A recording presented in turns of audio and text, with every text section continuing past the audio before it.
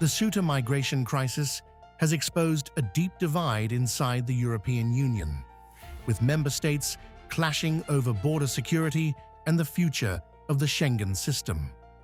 While Brussels insists the bloc's border-free zone survived the test, several European governments argue the crisis exposed serious weaknesses in Europe's migration controls. European Commissioner for Internal Affairs and Migration, Magnus Brunner, said the integrity of Schengen was preserved because migrants who entered Spain's North African enclave of Ceuta did not move onward into mainland Spain or continental Europe. He credited close cooperation between Spain, Morocco, and the European Commission for containing the situation. People did not cross from Ceuta into mainland Spain and into continental Europe. The integrity of the Schengen area was preserved, and that is the result of a sustained cooperation between Spain, Morocco, and the Commission over the recent days. But the crisis triggered a political backlash across Europe. Italy announced temporary checks on travelers from Spain, with Prime Minister Giorgia Meloni calling it an extraordinary measure to protect national security.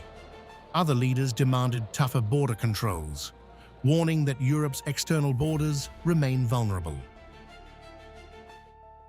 The government has decided to temporarily suspend the free movement regime provided for by Schengen and maritime and air connections with Spain, reintroducing border controls.